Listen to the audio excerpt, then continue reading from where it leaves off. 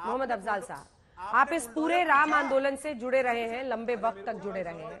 आज जब ये प्रश्न उठते हुए आप देखते हैं कि हमें न्योता मिला, हमें नहीं मिला, जिनको मिला है वाम दल कह रहे हैं वो हम नहीं आएंगे, और वैसी साहब तो भाई दिख ही रहा है क्या क्या बोल रहे हैं। सबसे पहले मैं अपने राष्ट्र के जो सुप्रीम कोर्ट है, सर्वोच्च न्यायालय, उसका धन्यवाद प्रस्तुत करता हूं। हाँ।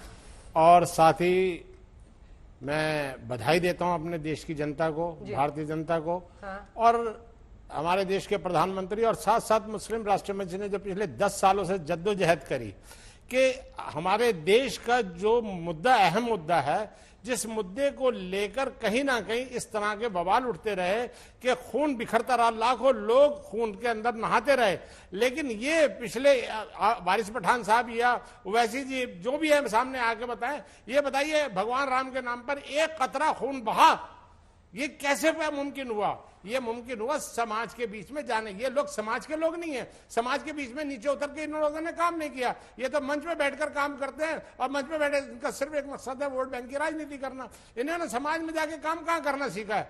जब समाज में जाके काम करोगे, जब समाज को हम कहेंगे कि हमें अपने बच्चों के लिए तालीम चाहिए, हमें बच्चों को अपने आगे बढ़ाना है, हमें अपने बच्चों के लिए अपने देश के अंदर जो तरक्की की राह चल रही है उसमें उनका सहयोगी बनकर काम करना है, हम ये बात कहते हैं। लेकिन ये लोग क्या करते हैं कि हमें सिर्फ वोट बैंक की राजनीति करनी है।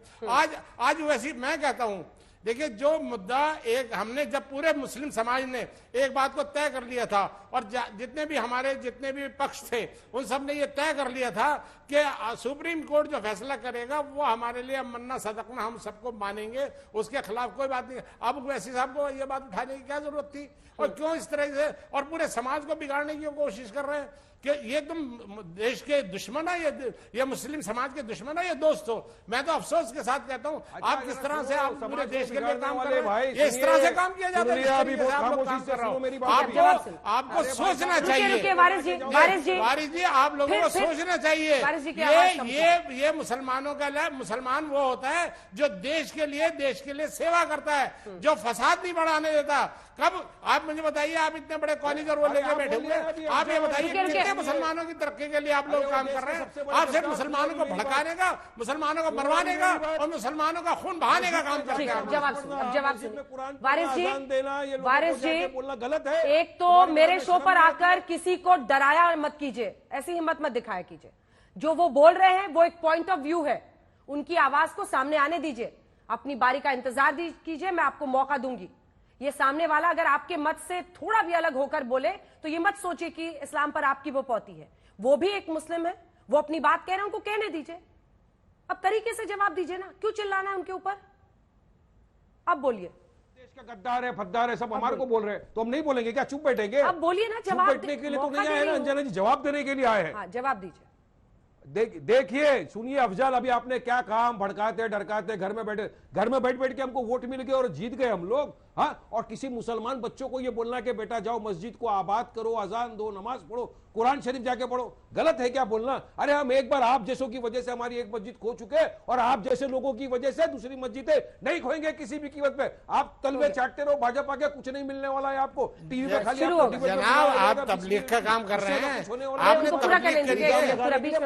सोचो आप। लेकिन वारिस साहब, एक बार फिर इस मंच का गलत इस्तेमाल मत कीजिए, मत उकसाइए लोगों को। मैं सिर्फ आपसे प्रार्थना कर सकती हूँ और बहुत हम्बली कर रही हूँ, आप भी लॉयर हैं, आपकी पार्टी के चीफ भी लॉयर हैं, मत कीजिए ये काम, मत कीजिए। हमने अपनी मस्जिद को खोया है, विवादित ढांचा था जो सुप्रीम कोर्ट के फैसले के बाद, एक सेकंड, वहां मंदिर बन रहा है, तरीके से बन रहा है, कानूनी तरीके से बन रहा है, कोई जबरन वहां नहीं बना रहा है साहब। उसमें कोर्ट का फैसला इन्वॉल्व है, जस्टिस, उसमें मुसलमान भी जस्टिस है, उन्होंने भी फैसला दिया, सबने फैसला मिलजुल कर फैसला दिया। देश की तरक्की के लिए देश का एक मुद्दे को समाप्त करना। अतिकुर रहमान साहब, आगे हमारी कोई मस्जिद को टच नहीं हो तो हमारी आवाज, ऐसे तो हमारी सारी की सारी मस्जिदें खिंच जाएंगे। ये लोग क्या करेंगे? खामोशी बैठे रहेंगे हम चुपचाप, अंजना जी। इस तरह का संदेह पैदा करना देश में मुसलमानों के मन में जो ओवैसी साहब कर रहे हैं वो ठीक है? अंजना जी, सबसे पहली बात तो यह है कि ओवैसी साहब ने बाबरी मस्जिद पर नमाज पढ़ने के लिए नहीं कहा है।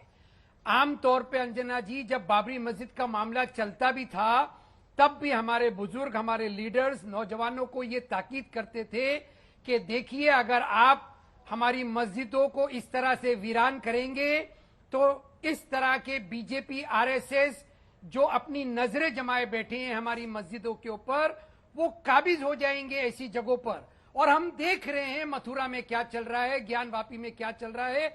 ऐसे हालात के अंदर क्या मुस्लिम लीडरशिप को इतना भी हक नहीं बनता है कि मुसलमानों को पीसफुली ये कहें कि आप अपनी मस्जिदों को वीरान ना करते हुए आकर नमाज पढ़ें? अरे आम तौर पे ये एक सीख है कि नौजवान आज का जो तबका है वो अपने बिजी हालात के चलते हुए रोजमर्रा की जिंदगी में इतना खो गया है कि मस्जिदें हमारी वीरान कर देते हैं। 4, 6, 8 सफ होती हैं, जुमा के दिन मस्जिद बढ़ती है, ईद के दिन मस्जिद बढ़ती है, तो क्या लीडरशिप को ये हक भी नहीं देंगी? तो मैं आपसे एक प्रश्न करती हूँ, आमतौर पे ताकीद करें मुसलमान। अरे मैं आपसे एक प्रश्न कर रही हूँ, सुनिए ना, आप जो कह रहे हैं वो बात सही है, लेकिन ये बात आइसोलेशन में भी तो कही जा सकती है। 500 साल पुरानी हमारी मस्जिद को छीन लिया गया, वो कॉन्टेक्स्ट दे रहे हैं इसको, अयोध्या का कॉन्टेक्स्ट दे रहे हैं। ये हम दोहराते रहेंगे, ये लेसन है हमारे लिए, ये हमारे नौजवानों के लिए इंट्रोस्पेक्शन है कि जिस तरह से बाबरी मस्जिद को खो दिया और एक जमीन नहीं खो पाएंगे हम। ये बीजेपी का जो जहर घोलने का काम चल रहा है, इस जहर का काट है हमारी मस्जिदों में आए, नमाजें पढ़ें, अल्लाह को ना भुलाएं, अजानों को ना भुलाएं, कुरान को ना भुलाएं। भाषा क्यों बोल रहे हैं आप? आराम से बोलिए ना, जो बात आप कर रहे हैं एक तरह का ढांचा वो दिया गया अपने है। भगवान से कनेक्ट करने की बात को बोल रहे हैं ना, इसमें इतना आप अग्रेसिव होकर क्यों बोल रहे हैं? देना जरूरी है। आराम से बोलिए, मतलब भगवान से कनेक्ट करना तो अच्छी बात है, आप अपने यूथ को बोलिए। कोई एग्रेसिव नहीं, मैंने कहा पहले भी ऐसी ताकीद की जाती थी। अरे पहले भी अंजना जी ऐसी ताकीद की जाती थी, हमारे बुजुर्ग, हमारे वालिद, हमारे बुजुर्ग ऐसे ही क्या करते थे ठीक है, कि जाइए जमात से नमाज पढ़िए। ठीक है, क्या गलत है? अफजाल साहब, देखिए, आप बहुत अच्छी बात कर रहे हैं। मेरी अब एक बात गुजारिश सुन लीजिए, बिल्कुल सब्र के साथ, मैं भी सब्र से जवाब दूंगा। देखिए, आपने एक बात कही कि हम बच्चों को अपनी नमाजें, अजानें, ये आप मुझे एक बात बताइए, ये अकेली नबी करीम सल्लल्लाहु अलैहि वसल्लम ने ये बताया कि ये अकेली एक वाहिद ऐसी वो कौम है, ऐसा मुसलमान है, इसके लिए नमाज पढ़ना जरूरी है, मस्जिद जरूरी नहीं है, नमाज जरूरी है। आप लोग मस्जिद जरूरी की बात करते हैं, नमाज जरूरी की बात क्यों नहीं करते? आप देखिए, एक बात सुनिए, ये गलत, मैं अगर ये गलत है तो मुझे बता दीजिए, मैं उसको आपको हदीस भी पेश कर दूंगा। आप अगर मेरे से बात करेंगे मैं हदीस पेश कर दूंगा। और उन्होंने, नबी करीम सल्लल्लाहु अलैहि वसल्लम ने कहा, एक और हदीस बताता हूं मैं आपको, उन्होंने ये कहा कि अल्लाह ताला ने सब जितनी कौमें, जितने उनके वो आए, पैगंबर आए, सिर्फ इतनी सी बात बता रहा हूँ, जितने भी पैगंबर आए उन सबको इबादत करने के लिए अलग अलग स्थान दिया, उनको क्या उसकी इबादत वही होगी। लेकिन मेरी कौम को अल्लाह ताला ने पूरी जमीन जो है पाक बना के दे दी है कि जब भी नमाज का वक्त आए इस जमीन पे नमाज पढ़े। मस्जिद तो बात, ये जो स्ट्रक्चर वो बाद में आया, तो ये चीज इंपॉर्टेंट है ना कि आप हमें तकवीत देनी चाहिए, हमें ताकत देनी चाहिए। वो पूरा कर रहे हैं, ठीक है, अब जवाब दे। मैं जो कह रहा हूँ हमें वो पूरा करना चाहिए। सुनिए, जवाब सुनिए रहमान साहब, और प्लीज सब बहस के दायरे में रह के बात कीजिए, फिर मैं आ रही हूँ गौरव जी और अनुराग। अंजना जी, नमाज पढ़ना एक फर्ज है और जमात से नमाज पढ़ना एक अफजल फर्ज है। आप बेहतर काम करेंगी या एक लोअर बेहतर काम करेंगी? नमाज का वक्त होने पर नमाज पढ़ने की हिदायत है और जमात से नमाज पढ़ने के लिए एक बेहतरीन आपका अमल बताया गया है। आप बेहतरीन अमल पहले सोचेंगे या आप बिजी होने के नाते उस बेहतरीन अमल को रद्द करके और वक्त में नमाज पढ़ना अफजल समझेंगे? तो आप समझिए फर्क। जवाब सुनिए, यहाँ पर नमाज पढ़ना फर्ज है, जमात पढ़ना पूरा करना अफजल फर्ज है। शाउटिंग मैच नहीं करते हम लोग, ठीक है, आप अपनी बात बोले, इस पे आ रही हूँ। मैं सिर्फ ये गुजारिश करना चाहता हूँ, अगर ये आपकी बात बिल्कुल सही है, मैं मानता हूँ, लेकिन मुझे ये बताओ, जब हमारे मौलाना, हमारे लोग, हमारे अजीजदार जब रेलवे स्टेशन, बस अड्डे पे और सड़कों पर नमाजें पढ़ते हैं, वो मस्जिद की तरफ नहीं जाते, वो कहते हैं अफजल वक्त नमाज पढ़ना जरूरी है, वो नमाज वहां पढ़ लेते हैं। और अल्लाह ताला को ये नमाजें कबूल, बहुत अफजल हैं ये नमाजें। जो आप इस बात को क्यों कौम को गुमराह कर रहे हैं? आपको सीधे रास्ते पे लाना चाहिए। वारिस साहब, दो लाइन का जवाब। अच्छा अच्छा, दो लाइन के अंदर सुनिए। अभी आपने कहा कि सारी जमीन पाक है, अफजल वक्त के ऊपर हमको नमाज पढ़ने का हुक्म है। बिल्कुल हुक्म है।